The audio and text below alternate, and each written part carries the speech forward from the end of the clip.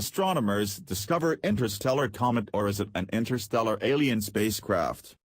This is a pretty big deal. A newly discovered object currently heading out of our solar system is looking very much like it's our first true interstellar visitor, an asteroid from another star. Yes. Seriously. It's called A/2017 U1, and it's probably less than about 400 meters wide. It was discovered just last week, on October 19, in observations made by the Panoramic Survey Telescope and Rapid Response System, PAN-STARRS. This telescope sweeps the skies, looking for moving objects. Right away it looked like this was an unusual object. It was moving too fast. If an object in the solar system is in a stable, bound orbit around the Sun, its speed depends pretty much on two things: its distance from the Sun and the shape of its orbit. At the distance of the Earth from the Sun, for example, an object can be moving at anything up to a little over 40 kilometers per second. The Earth orbits in roughly a circle at just under 30 kilometers per second. An object on an elliptical orbit that stretches as far out as Earth's orbit will be moving more slowly than that at aphelion, the point in its orbit when it's most distant from the Sun. But if an object is at the same distance as the Earth from the Sun and moving faster than about 42 kilometers per second, the object is no longer bound to the Sun. This means the object is moving faster than escape velocity. The shape of the orbit is a hyperbola, and will never return. Once it's gone, it's gone. A/2017 U1 passed the Sun inside the orbit of Mercury in early September, curving sharply due to the Sun's gravity, and is now on its way out. It's already farther away from the Sun than Earth is, moving at a very brisk 44 kilometers per second. That's too fast.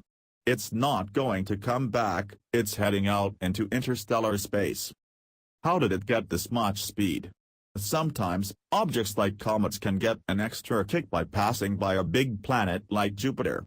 But A/2017 U1's orbit doesn't bring it near any big planets.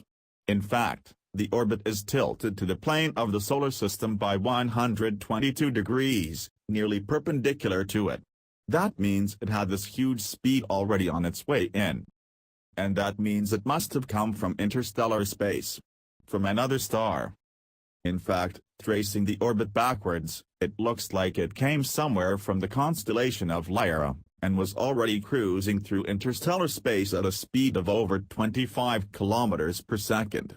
At that speed so far out, it can't possibly have an origin inside our solar system, so this is truly an alien object. Holy wow.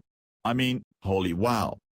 At first it was thought this might be a comet, but very deep images of it show no activity from it at all, no escaping gas or dust. That makes it extremely unlikely to have any ice on its surface, things like frozen water, carbon dioxide, or carbon monoxide, which are usually seen in comets. Instead, it must be rocky or metallic, like an asteroid. At the moment it's not clear what it's made of, but a lot of telescopes are being aimed at it. Hopefully soon a spectrum may reveal its composition. That'll be very interesting indeed. Why is it moving so fast? For quite some time now astronomers have understood that early in the life of the solar system, the big planets have moved around. Jupiter and Saturn were farther out from the Sun and migrated inward. This can disrupt the orbits of smaller objects like comets and asteroids, flinging them about hither and yon. Eventually this cleared a lot of debris from the young solar system, dropping these rocks into the Sun or ejecting them out into interstellar space. If it happened here, it happened out there, too. The galaxy is probably littered with rogue objects between the stars, the ejecta from birth pangs of alien solar systems. We've seen evidence of rogue planets, ejected in a similar way. It's certain that there is far more smaller debris out there. Finding one of these asteroids passing through our own solar system was just a matter of time. I'll note that the direction it's coming from, Lyra, is in the galactic plane, where most of the stars in the galaxy are concentrated. That's consistent. If it's coming from another star far, far away, then somewhere along the Milky Way's disk is the most likely point of origin. This is a phenomenal discovery. Stars are very far away, The nearest is over 40 billion kilometers, a 50,000-year journey at a/2017 U1 speed. And it certainly came from much farther away yet. It may have been traveling for millions or even billions of years before approaching our system. Bill Gray of the Pluto Project has been keeping track of the orbital path of this asteroid. I asked him where it appears to be heading, and he told me it's in the direction of Pegasus, toward a point in the sky with coordinates of Ra equals 23 hours 51 minutes and December equals plus 24 degrees 49, if you're curious. There aren't any obvious stars at that spot except for HD 223,531, which is 400 light-years away. A/2017 U1 won't really get all that close to it, and won't pass it for another million years or more anyway, and by that time the star will have moved substantially, too. Still, I can't help but wonder. I put absolutely no weight on this speculation, and would even bet heavily against it, but it's an obvious thought and I feel I have to at least mention it. Space is vast. Even in our solar system, the outer planets are billions of kilometers away, with smaller icy objects extending for 1 trillion or 2 past that. No doubt there is debris from other stars passing us at all kinds of distances. Most would never get within a light year, 10 billion kilometer. From that distance, the inner solar system is a ridiculously small target. Mercury's orbit is only about 115 million kilometer across. For something coming from interstellar space, getting that close to the Sun is threading the eye of a very, very narrow needle.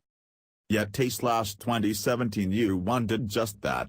It passed the Sun at a distance of about 45 million kilometers. That's weird.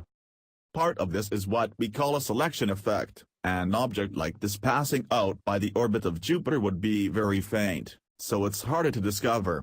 We only see the ones that happen to pass close to Earth. So even before this, I would have wagered the first one we discover would be passing through the inner solar system, as opposed to farther out. But still, getting that close to the Sun seems unusual. Let me be clear, I am not saying this is an alien spaceship. But if I were an alien race interested in exploring other systems, this is pretty much the sort of path I'd put my probe on.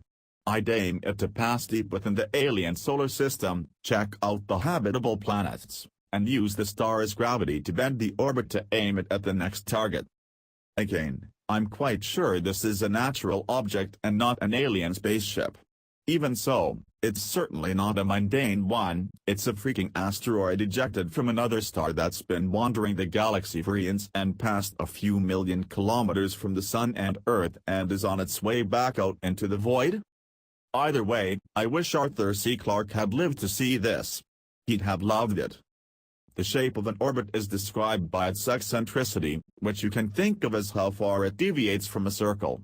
An eccentricity of 0 is a perfect circle, and ellipses have eccentricities up to 1.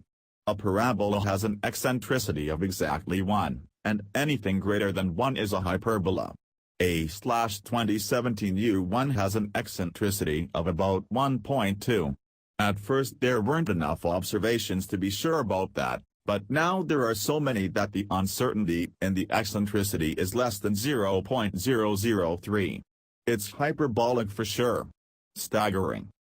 There's another possibility. If there's another planet in our solar system orbiting far, far beyond Neptune, and the asteroid started somewhere nearby, that is, as part of our solar system since the start, and passed close to this planet, it could get a kick in velocity and get flung down towards us at higher speed. However, a lot of things have to line up for this to happen, so the odds on this are incredibly low, so low I'd put them at essentially 0. But I'd be remiss not to at least mention it.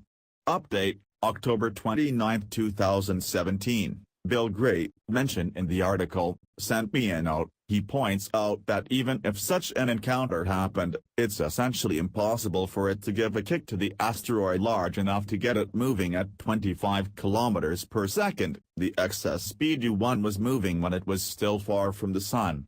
I agree, so ignore this footnote.